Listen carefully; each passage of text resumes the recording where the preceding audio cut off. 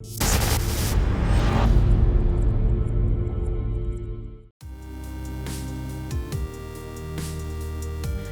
look now, and definitely don't look down. But skyscraper climbing has come to be a full-blown trend in Russia. The phenomenon is terrifying in its sheer, stupid simplicity. You find high buildings and landmarks that are grossly dangerous to climb, and then you scale them, without the benefit of a safety harness. Of course, as is the case with most social media-fueled trends nowadays, it only counts if you chronicle the experience through pictures or video. Despite its surging popularity, this high-risk aerial climbing trend is wholly and entirely illegal. But if a 1,000-foot skyscraper isn't going to deter a Russian thrill-seeker, the threat of police enforcement probably isn't going to do the trick either.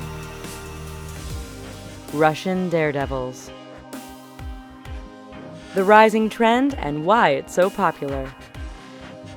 The origins of what is known as skywalking or rooftopping can be traced back to Murat Dupri, the now 22-year-old who was a teenager when, in 2011, he began climbing up the rooftops of famous Moscow landmarks and other high-rise structures and tracking his journey with his camera.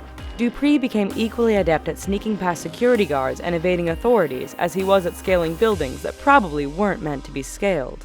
Although extremely unsafe, the dangerous activities certainly produced some spectacular photo and video imagery, so the evidence of Dupri's adventures soon spread quickly across the internet. In September of 2011, the Skywalker's acrophobic pictures caught on and were featured on sites across the world. Pictures show the then-teen standing atop historic structures like the Peter I Monument and the Moscow Tower, while devoid of any assistance in safety gear. The Skywalking pioneer made himself known in November of that year, being interviewed in Russia's multilingual, far-reaching Russia Beyond the Headlines newspaper.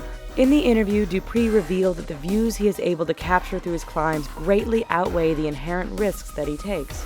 This balance between trying to avoid glamorizing something so dangerous and reckless while still celebrating the awesome spectacle of the images became an ongoing challenge for news and blogging outlets. Even as teens like 19-year-old Vitaly Raskolov were getting arrested after climbing a pair of bridges in Vladivostok, the photos that came out of these perilous acts were winning awards, including one as a part of the Telegraph UK's 2012 Best of Russia photography competition. Shocking deaths. The 2012 arrest of Raskolov and 2 other Skywalkers offered some level of warning over the perils of this extremely unsafe activity, although it barely scratched the surface as to the degree of danger assumed in participating in such a poorly thought-out stunt.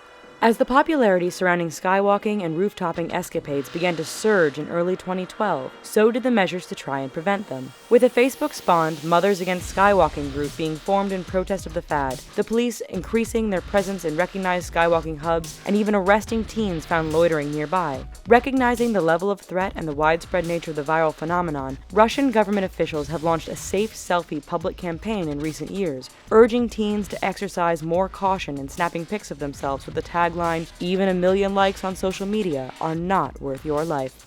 However, even an increased awareness and diligence on the part of authorities failed to entirely protect Russian teenagers from themselves as part of this ill-advised trend. In 2015, Andriy Retrovsky, an experienced and prolific 17-year-old Russian skywalker, plunged 9 stories to his death, ironically while trying to give the appearance that he was falling off of a roof.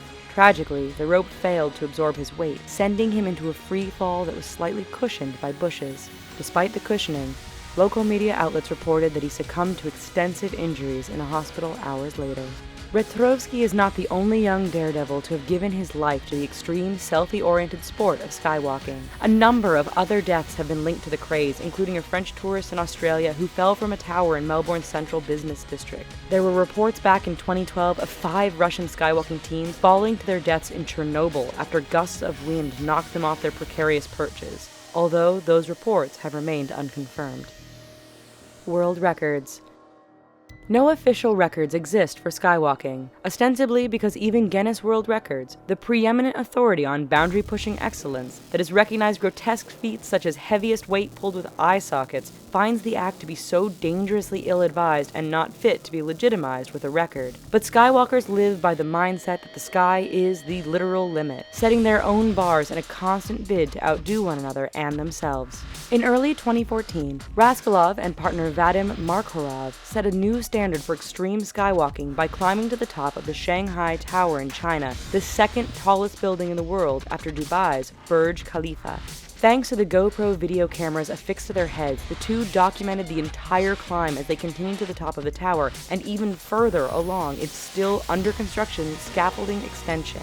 The video, which shows Raskolov and Markhorov appearing all smiles as they look down while literally up in the clouds. This marked a new highest height for the duo, who had previously conquered the Eiffel Tower in Paris and the Shard in London.